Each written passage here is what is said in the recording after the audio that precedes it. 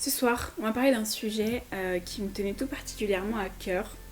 On va pas parler make-up, on va pas forcément parler vêtements, on va parler de dysmorphophobie. Je voulais vous faire cette vidéo en même temps de me maquiller, mais là il est bientôt 20h. Et je viens de prendre ma douche, j'ai fait du sport, tout ça, j'ai juste envie de faire des soins. Et vu que je vous ai jamais fait trop de vidéos soins, je me suis dit c'est l'occasion en même temps d'en parler. Donc je suis en pyjama, bon, c'est juste un haut basique. Puis je vais m'appliquer mes petits soins, je vous mettrai tout en barre d'infos. Je vais pas forcément en parler parce qu'on va parler d'un sujet assez sérieux et j'ai pas trop forcément envie de me couper en parlant des produits. Ça fait plusieurs semaines déjà que je réfléchis à tourner cette vidéo. Et en fait je réfléchis, j'essaye de la scripter, j'essaye de me dire, de faire un plan, de me dire qu'est-ce que je dois dire en premier pour vraiment vous expliquer et j'y arrive pas. Donc ce que je vais faire, c'est que je vais faire du freestyle. Je vais parler comme je le sens, comme si vous étiez ma pote. En fait c'est ça, ça va être comme si toi et moi, on était potes, on faisait une petite soirée soin à la maison et on se parlait. Généralement quand je fais ce genre de soirée avec mes potes, on fait des soirées potins, mais là non, ça va plutôt être un sujet assez sérieux. Alors qu'est-ce que la dysmorphophobie? C'est quand même un mot assez compliqué. Et bien la dysmorphophobie, comme le dit son étymologie, c'est le fait de se regarder dans le miroir et de se trouver laid. Dans le miroir ou en photo, enfin en tout cas de se regarder et de se trouver laid, déformé, gros, maigre, moche, enfin tout ce que vous voulez, tout ce que vous n'êtes pas. On parle pas de faire 250 kilos et de se regarder dans le miroir et se dire je suis gros. On parle pas de ça, on parle plutôt d'une maladie où on se voit réellement pas comme on est en fait. Et c'est une maladie très grave. Pourquoi très grave? Parce que oui, ça tue des gens en fait. Ça tue des gens mentalement, mais physiquement aussi. Parce que même si c'est pas un cancer ou quelque chose qui va te tuer sur le coup, eh ben il y a beaucoup de gens qui se sont suicidés suite à cette maladie, suite à la dysmorphophobie, parce que ils s'acceptaient pas tels qu'ils étaient et ils ont décidé de mettre fin à leur jour tellement leur enveloppe corporelle ne leur plaisait plus du tout et les dégoûtait carrément quoi. Parce que comme je vous ai dit, c'est le fait de se voir mal formé. Donc ça veut dire que c'est le fait de se voir comme on l'est pas réellement. Et ça, c'est vraiment quelque chose qui me tient à cœur parce que j'en souffre et beaucoup de personnes de mon entourage en souffrent et beaucoup de jeunes aujourd'hui en souffrent. Alors pourquoi aujourd'hui plus qu'avant? Parce qu'avant cette maladie n'existait pas. Pourquoi aujourd'hui plus qu'avant on en souffre? Et pourquoi il y a de plus en plus de monde qui en souffre? Tout simplement à cause de deux raisons. D'une, à cause des réseaux sociaux. Bon bah ça vous le savez je pense, hein. Mais les réseaux sociaux sont extrêmement dangereux et peuvent déclencher la dysmorphophobie. Tout simplement, je vais vous donner des exemples. Tout simplement, par exemple, en se comparant, la pire chose à faire, se comparer à des photos Instagram. Je vais parler d'Instagram, mais Snap, ce que vous voulez. Ça, se comparer soi-même à ce qu'on voit sur Instagram, c'est la pire des choses. Pourquoi? Parce que généralement, ce qu'on voit sur Instagram, c'est pas la vérité en fait. Vous avez l'impression quand vous allez sur Instagram que 90% des gens qui sont dessus et qui postent des photos dessus sont incroyablement beaux. Ils ont pas de boutons, ils ont pas de graisse, ils sont magnifiques, ventre plat, bronzage, tout ce que tu veux. Alors que non, ça a été prouvé, hein.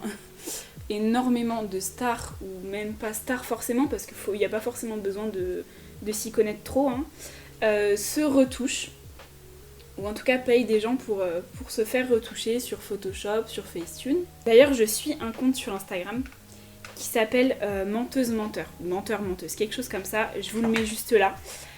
C'est un super bon compte. Je suis un peu dubitative parce que je suis pour et je suis contre. Je suis pour dans le sens où ça nous montre vraiment la réalité. Ça nous montre vraiment que c'est pas ça Instagram.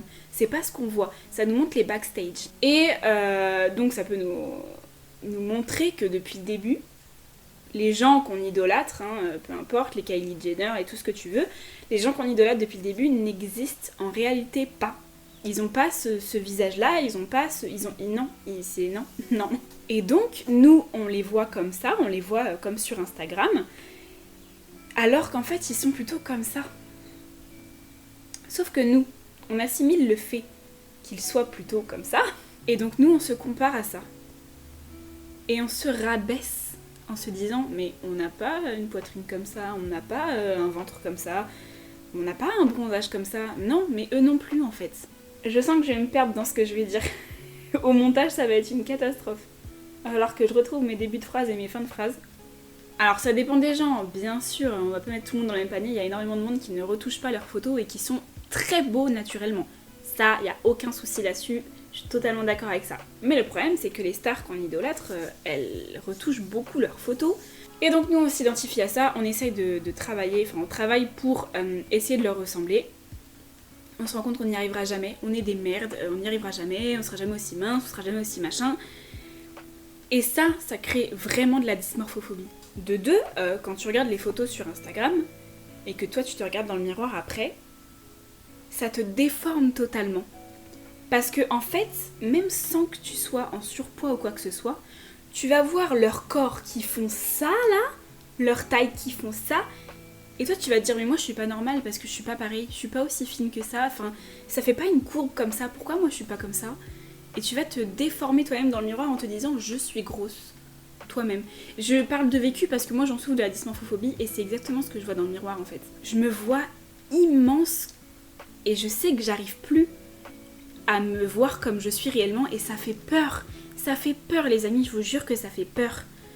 T'arrives plus à te voir toi-même comme tu es. Il y a que toi qui peux être toi en fait, il y a que toi qui peux te voir, il y a que toi qui peux te juger et tu te juges mal parce qu'il y a des gens qui retouchent leurs photos et que t'essayes de leur ressembler. Et moi je me le suis prouvé il y a quelques mois, c'est encore très récent, hein. Il y a quelques mois, parce que quand je prends des photos, quand je me regarde dans le miroir, ça va, j'essaye j'essaye de me faire du bien comme je peux. Donc je me regarde dans le miroir et je me dis « Oh c'est cool, j'ai bien évolué, je vais prendre une photo. » Et là je prends une photo. Évidemment, à l'arrière du téléphone, hein, prenez jamais la photo de là, ça va vous déformer, mais à l'arrière du téléphone, de loin. Et là, je me vois pas de la même façon en fait. Je regarde mon téléphone, je regarde le miroir, je regarde mon téléphone, je regarde le miroir, mon téléphone, je vois pas la même chose. Pourquoi ? Pourquoi ? Parce que j'ai l'habitude que sur ce petit écran, j'ai l'habitude de voir Instagram et de voir des Kylie, de voir des mannequins et de voir des machins et des trucs et bidules. Et je me compare. Et j'ai l'habitude en fait que la taille de la personne elle soit comme ça, tu vois. Et moi je me vois, je suis un peu comme ça, tu vois. Et donc directement je me dis que je suis pas normale et que je suis énorme. Ça crée une distorsion dans le cerveau et ça crée un mal-être. Ça crée des interrogations où tu te dis mais pourquoi, mais machin. Et ça te rend fou en fait. Donc voilà, première morale, il y aura plusieurs morales dans cette vidéo. Mais première morale dans cette vidéo, arrêtez de vous comparer. C'est vraiment la pire des choses à faire. Arrêtez de vous comparer à Instagram, à machin, à truquer. Non, vraiment, parce que je vous jure qu'il y a vraiment beaucoup de retouches. Et de deux, même s'il n'y avait pas des retouches, c'est pas grave. Chacun a son corps. Chacun se représente soi-même. Ne te dis pas je veux ressembler à elle. Dis-toi je veux être moi, mais en mieux. Première chose. Ensuite, deuxième chose qui cause la dysmorphophobie, c'est les gens. Tout simplement. Les gens, et plus particulièrement les gens jaloux ou avec de mauvaises intentions. Donc qui veulent vous faire du mal. Et Dieu sait que dans la société d'aujourd'hui, il y en a. Et que énormément de monde souffre de harcèlement à ce niveau-là. Et se sentent mal dans leur peau à cause des autres. Pas à cause de leur propre jugement, parce qu'ils se trouvent bien, mais à cause du jugement des autres. Et à cause des messages des autres et du jugement des autres, ils arrivent à s'auto-juger mal. Généralement, au même moment, je mets des petits patchs pour les yeux, mais là, je vais pas vous voir, donc, et vous n'allez pas me voir non plus, donc je le ferai dans le dit tout à l'heure. Et donc, les diktats de la beauté qui nous sont imposés par Instagram, par les stars, par tous ceux qui retouchent leurs photos, par tous ceux qui font de la chirurgie pour avoir une taille plus fine possible et des énormes fesses, tous ces diktats-là, même si on le veut pas, ça rentre dans nos vies, ça rentre dans nos têtes. Et donc malheureusement, les gens pensent que avoir la taille de Kylie Jenner sur ses photos retouchées, c'est totalement normal.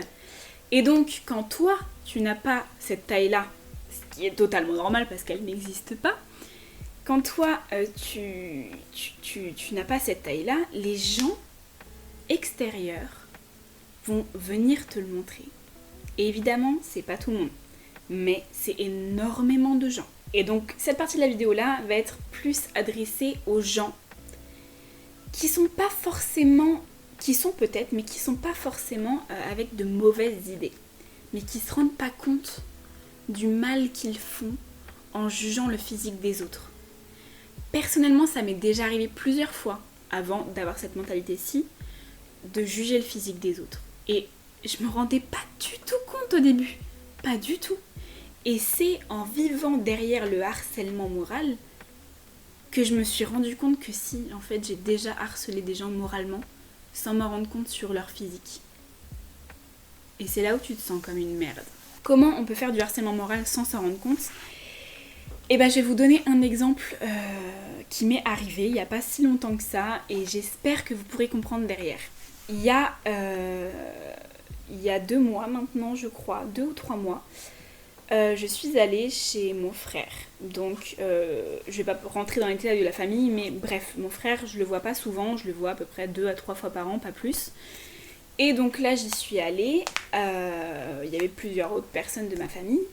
Première chose que j'ai faite, c'est me dire, je vais y aller, donc je vais pas me maquiller. Déjà, tu te dis qu'il y a un problème, parce que vous savez très bien que moi, le maquillage, c'est extrêmement important pour moi, et ça fait partie de moi. Alors oui, ça modifie l'apparence, mais je veux dire, je l'assume. Personnellement, si je me maquille, c'est pas parce que je me trouve moche du visage, hein. C'est juste que c'est un kiff, c'est un gros kiff de se maquiller. Il y en a qui pensent pas assez à ça, il y en a qui pensent directement que le maquillage, c'est très mal. Mais quand t'arrives à savoir qui tu es et comment tu te vois dans le miroir naturellement, et que tu t'assumes comme ça et que tu t'aimes comme ça, il n'y a aucun souci au niveau du maquillage. Parenthèse close. Mais donc première erreur que j'ai fait en allant chez mon frère, je fais ça comme si c'était mes cheveux, tu sais. Mais première erreur en allant chez mon frère, c'est que je ne me suis pas maquillée en me disant, en fait, à chaque fois que je me maquille et que j'y vais, on me dit que je suis trop maquillée. Quand je vais chez ma famille et que je suis maquillée comme je le suis dans mes vidéos, alors peut-être que je suis trop maquillée pour vous, mais pas pour moi. Et moi je kiffe être maquillée comme ça. Et à chaque fois que je vais chez ma famille, une des premières choses qu'on me dit, c'est quoi ? T'es trop maquillée, oh t'as mis trop de fond de teint. Et en plus, c'est ce qu'on te fait en même temps, c'est ce qu'on me fait en même temps. Ça c'est... ça me saoule. T'es trop de fond de teint là. Mais arrête d'enlever ma couche s'il te plaît. Bref, donc voilà, donc ça c'est la première erreur que j'ai faite et je me suis rendu compte après. Et deuxième chose, je suis arrivée là-bas, donc sans maquillage, et on me dit bonjour, et première chose que mon frère me dit, c'est,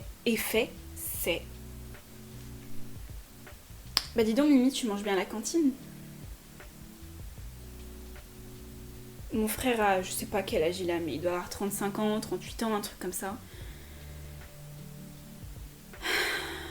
Et la première chose qu'il dit à sa petite sœur, c'est « Dis donc, tu manges bien à la cantine ». En touchant en plus. Mais c'est le pire. Ne touche pas le corps d'une femme, mais ne touche pas le corps tout simplement. Ne touche pas le corps de quelqu'un, en fait, sans lui avoir demandé son avis ou je ne sais quoi, ne fais pas ça. Donc voilà, pire chose ever. Mimi, tu manges bien à la cantine. Donc première chose qui me montre, c'est que j'ai grossi et que ça se voit. Que c'est pas ouf quoi. Donc ça monte un peu, tu vois, parce que à chaque fois que je vais le voir, c'est peut-être 2-3 fois par an, mais à chaque fois que je vais le voir, que ce soit lui, ma soeur ou peu importe, il y a beaucoup de gens de ma famille qui sont comme ça. Et ben j'y vais, la première réflexion que je me prends, c'est t'as grossi. C'est bon frère, je pense que j'ai compris. Au bout d'un moment, 3 fois par an, je pense que j'ai compris quoi. Et donc je me dis mais il fait exprès de me blesser ou quoi. Donc je me dis je vais chercher, pourquoi il me dit ça ?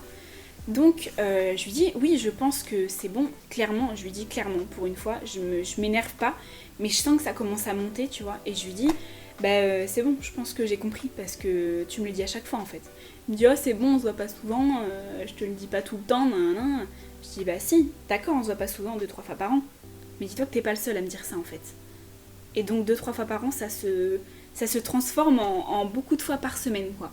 Pour essayer de vous resituer, c'est comme l'harcèlement dans la rue pour moi, hein. On est un petit peu sur le même truc, c'est les hommes qui disent hey, mademoiselle nanana, et on leur dit mais tu me pètes les en fait, fait et qui disent oh bah ça va, je suis venue qu'une fois vers toi, on s'était jamais vu avant, mais tu t'es pas rendu compte mec que juste avant toi, pendant les 10 minutes de marche là, il y a eu 4 qui sont venus me parler de la même façon en fait. C'est la même chose, pour moi ça revient au même. Il y a des gens, là je suis en train de parler aux gens qui font ça en fait, qui vont dire hey, mademoiselle aux meufs dans la rue, ou qui vont dire oh t'as grossi, ou qui vont dire oh t'es trop maquillée machin. Et, vous vous dites oh je lui ai dit une fois, mais vous vous rendez pas compte en fait que c'est plusieurs p*** qui vont venir te voir en te disant la même chose. Et au bout d'un moment, c'est bon quoi. Donc voilà, je suis désolée, on va pas être très... on va pas trop rigoler dans cette vidéo quoi. Donc voilà, donc là je me dis c'est bon putain. Et en plus, j'avais maigri pour moi. J'avais fait du sport avant d'y aller et tout, j'avais maigri. Je me suis dit c'est bon, je vais pas me prendre de réflexion. Bam, la réflexion. Donc voilà, donc je me dis ah c'est bon, vas-y ça me saoule quoi. C'est la première chose que t'as à me dire. On s'est pas vu depuis plusieurs mois, c'est quoi la première chose que tu me dis? T'as grossi, c'est bon, tu veux pas me demander ce que je fais dans la vie? Sérieusement, il savait même pas que j'étais en LEA, il croyait que j'étais en marketing. Oui, ça fait 3 ans que je suis plus en marketing. Tu veux pas me poser des questions sur ma vie au lieu de me dire que j'ai grossi? Donc voilà, et donc il me dit quoi? Il me dit, c'est là où je me suis rendu compte qu'il s'est pas rendu compte de la chose, il me dit mais qu'est-ce que t'es susceptible? Et c'est là où je me suis dit, il s'est pas rendu compte de ce qu'il a dit je pense, et du mal que ça m'a fait. Et ça c'est un énorme problème au niveau humain. Ne faites pas ça, enfin... Quand je te dis que j'aime pas ça, quand je te dis que j'aime pas que tu me dises que je grossisse à chaque fois, pourquoi tu viens me dire que je suis susceptible? Non, moi ça me fait mal en fait. Donc à partir du moment où ça me fait mal, et que je te le dis, j'estime que la première chose que tu fais, tu t'excuses, et tu ne le refais plus jamais. Mais non, en fait, tout ce qu'on va te dire c'est oh ça va, t'es susceptible, et recommencer un an plus tard. Non, non, il faut évoluer à ce niveau-là. On est en 2020 les gars. Il faut évoluer. Donc voilà, et deuxième chose, enfin après ça a pas trop rien à voir parce que j'ai trouvé ça juste absurde, mais j'avais un haut noir, un peu comme celui-ci, et un gilet noir parce que j'avais froid, donc c'était quand même en janvier. J'avais froid, et j'avais un pantalon kaki, des bottes, enfin voilà, un manteau beige, enfin voilà quoi. Et autre chose qui me dit juste après ça, on n'a toujours pas parlé de mon cursus scolaire ou je ne sais quoi. Hein. Autre chose qu'il me dit c'est bah dis donc tu t'es transformée en gothique ou quoi? Parce que j'avais un haut noir et un gilet noir. C'est bon les reproches ou quoi là? C'est bon quoi? Donc là j'ai juste trouvé ça absurde. Quand une personne grossit, pourquoi? Est-ce que en fait elle se pèse, elle se voit dans le miroir. Pourquoi t'as besoin de lui dire qu'elle a grossi en fait? Je vois pas le... Tu sais que ça va lui faire du mal, tu sais très bien que ça va lui faire du mal. Alors pourquoi tu le fais? Et ça c'est une question que je me pose à chaque fois. Et je me dis, est-ce que les gens qui me disent que j'ai grossi, ils veulent me faire du mal? Ou est-ce qu'ils veulent juste m'aider en pensant que j'ai pas remarqué que j'avais pris 10 kilos? Donc voilà, donc deuxième morale, arrêtez de faire des réflexions aux gens. Et arrêtez de les juger, parce que pour la plupart comme moi, ils souffrent de dysmorphophobie. Donc ils se disent qu'ils sont gros. Eux déjà dans leur tête, ils sont pas bien au niveau physique. Et toi tu viens en rajouter une couche en disant oh là là tu manges bien à la cantine. Et tu crois qu'ils vont se sentir comment après? Très mal. Parce que en plus vous ne savez pas le passé qu'ils ont et vous ne savez pas pourquoi ils ont grossi. Faut savoir, là comme je vous ai redit tout à l'heure, je parle des gens qui grossissent, mais c'est pareil pour les gens qui maigrissent et qui sont déjà maigres, ou pour les gens qui ont un changement physique qu'ils ne veulent pas. Là je parle de mon cas, donc c'est pour ça j'ai grossi, j'ai pris 10 kilos, mais évidemment c'est valable pour tous les autres qui souffrent de dysmorphophobie comme ça quoi. Et oui, ne jugez pas les gens parce que vous ne savez pas ce qui se passe derrière. Une personne qui prend beaucoup de poids d'un coup, c'est pas normal en fait. Forcément, il y a quelque chose derrière. On peut prendre beaucoup de poids à cause de beaucoup de choses. Et beaucoup de choses qui nous font mal en fait. Beaucoup de choses qui sont pas normales et qui sont pas faciles à vivre. Il y a des gens, je vais prendre des exemples que je connais, évidemment il y en aura d'autres, mais il y a des gens qui grossissent très facilement à cause d'un choc émotionnel, la perte d'un proche par exemple. Donc imaginez, les gens, ils ont perdu un proche, ils prennent du poids face à ça, ils se sentent désemparés, ils prennent du poids face à ça, ils essayent de s'en sortir, et il y a des gens derrière, bam, qui vont lui dire « t'as grossi, nanana, nanana ». Vous vous rendez compte à quel point c'est une pression morale, une pression sociale qu'ils n'ont pas à vivre. Je vais parler de perdre un proche, mais je vais prendre par exemple mon exemple, parce que c'est du vécu, donc je peux vous en parler, hein. Là je sais que je vais pas me tromper. Depuis décembre, j'ai pris 10 kilos en un mois. Donc sachez que prendre 10 kilos en un mois, c'est pas normal, il se passe forcément quelque chose derrière.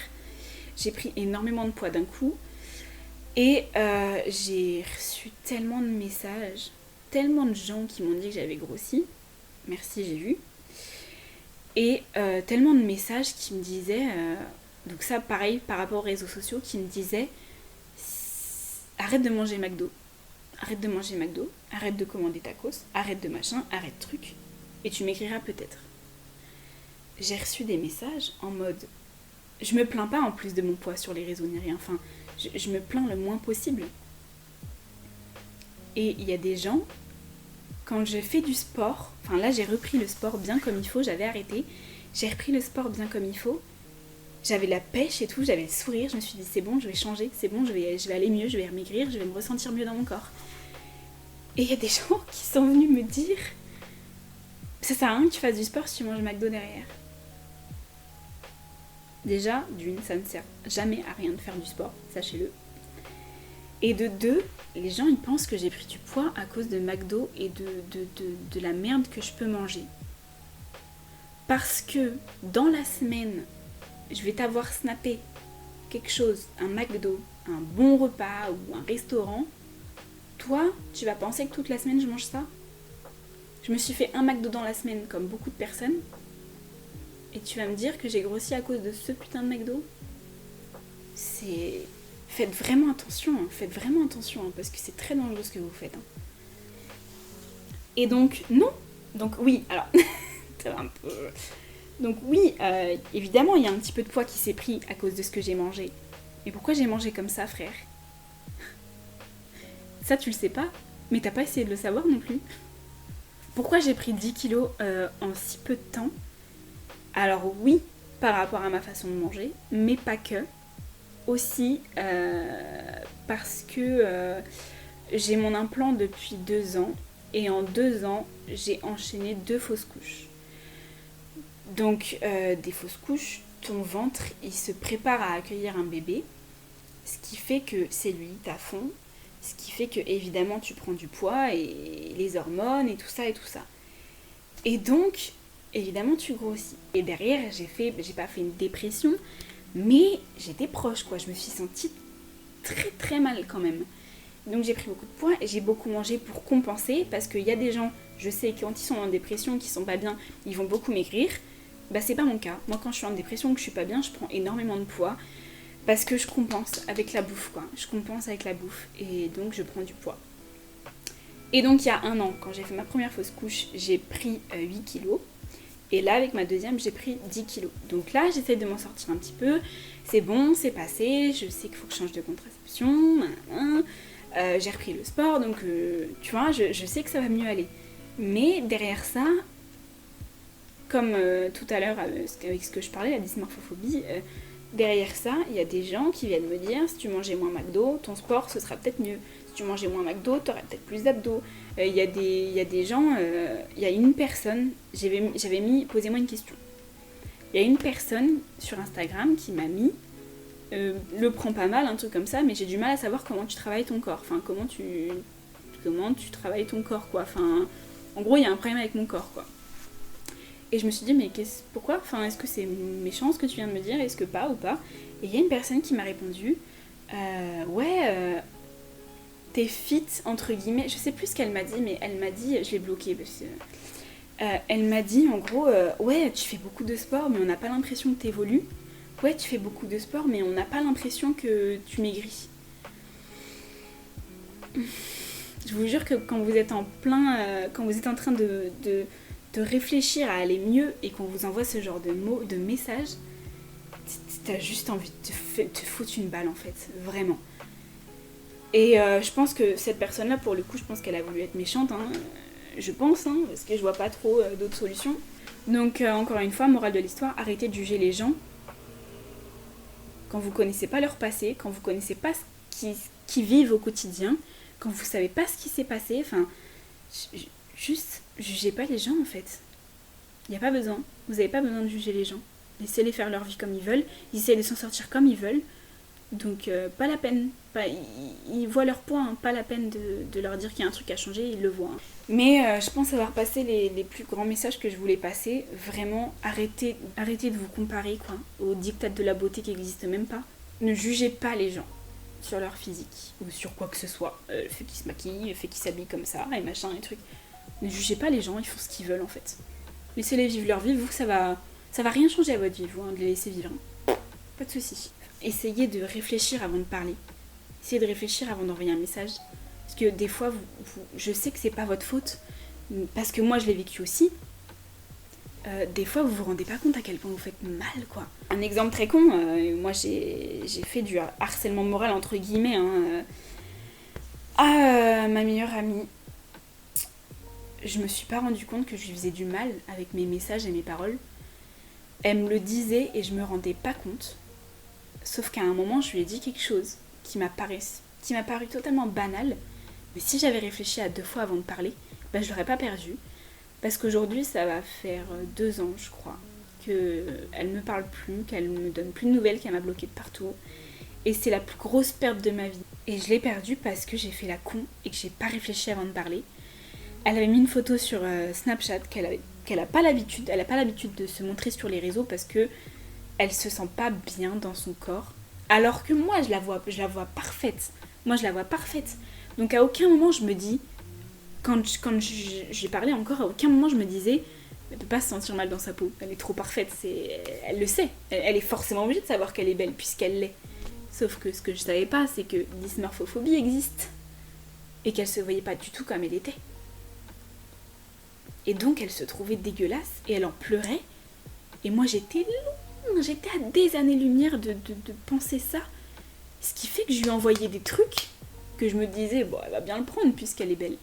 Mais non, en fait, non. La chose que je lui ai dite, c'est, elle a mis une photo sur Snap parce qu'elle commençait à s'assumer un petit peu. Et j'aurais dû lui dire, c'est cool, vas-y, continue parce que t'es belle. Et ce que je lui ai dit, c'est quoi ? Oh, tu fais trop la meuf. En rigolant, avec un bonhomme en rigolant. Mais j'ai mis, tu fais trop la meuf, rire. Des choses que je pourrais envoyer à mes potes aujourd'hui qui leur feraient pas forcément du mal. Mais elle, ça lui a fait du mal. J'étais à des années-lumière de penser ça. Ça l'a blessée à un point. Elle est rentrée dans une colère. Elle en a pleuré pendant des jours. Parce que ça lui a fait mal. Parce que je lui ai dit, tu fais trop la meuf. Parce que enfin, elle a décidé de s'assumer et de se montrer un peu. Et moi, bam, je l'ai rabaissée. Je pensais rigoler avec elle, mais non, je l'ai rabaissée. Et si j'avais réfléchi et si je m'étais mis à sa place une seule seconde et que j'avais pensé dysmorphophobie ou quoi que ce soit, jamais ce serait arrivé et aujourd'hui je l'aurais pas perdu. Ça, sachez que je m'en suis rendu compte il y a pas longtemps. Quand je me suis rendu compte de la dysmorphophobie, en fait je pense que tout s'est passé en 2020. Vraiment janvier-février, c'est là où mon mental il a pris un tournant mais de fou quoi. J'ai plus du tout la même mentalité que l'année dernière, mais une autre personne, plus aucun rapport. Mais encore l'année dernière, je me disais, ça va, j'ai rien dit de mal, tu vois. Et c'est que cette année-là, 2 ans plus tard, ce qui s'est passé, que je me rends compte de la connerie énorme que j'ai fait et que je lui ai certainement pourri le cerveau avec mes idées de merde que je pensais juste rigoler, quoi. Donc voilà, donc si je peux vous éviter de perdre des personnes comme ça, ou si je peux vous éviter d'être un gros con, et voilà, cette vidéo elle sert à ça. Elle sert à vous faire des petites morales. Vous avez le droit de pas être d'accord avec ça, vous avez le droit, et on peut en parler respectueusement, on peut en parler, il n'y a pas de souci. Mais moi je vous dis ce que je pense avec mon propre vécu, avec ce que j'ai fait, avec ce qu'on m'a fait, avec ce que j'ai ressenti, avec ce que j'ai fait ressentir. Je vous parle de mon propre vécu et de ce que j'ai vécu aujourd'hui, que j'ai beaucoup avancé, et si je peux vous faire avancer à ce niveau-là, c'est avec grand plaisir. Voilà, je crois que j'ai dit tout ce que je voulais dire, c'était un petit peu fouillis, je suis désolée. Et je pense qu'il y en a plein qui ont laissé tomber dès le début de la vidéo. Mais voilà, pour moi c'était vraiment important que je le fasse là quoi. Parce que ça me trotte trop dans la tête. Et aussi parce que je vais faire des hauls très prochainement. Je vais faire beaucoup de hauls. Et donc j'avais besoin de faire cette vidéo là aussi explicative pour que je ne reçoive pas de commentaires ou de messages suite à mes hauls en me disant que j'ai grossi. Voilà, bon écoutez... je suis totalement ouverte pour parler de choses avec vous, que ce soit de votre mal-être. Si vous voulez venir me parler plus sur Instagram, c'est mieux parce que je vois plus les messages. Sur Snapchat, essayez même pas. Et sur YouTube, c'est quand même un petit peu plus personnel. Donc si vous voulez venir m'envoyer un message sur Instagram suite à cette vidéo, Tout sera marqué à la fin de la vidéo, que ce soit au niveau de mal-être, dysmorphophobie. Je suis totalement ouverte et je vous répondrai toujours. C'est bon, je pense que cette vidéo elle est finie. J'espère quand même qu'elle vous aura plu. Dites-vous que ça n'arrivera que très rarement ce genre de vidéo.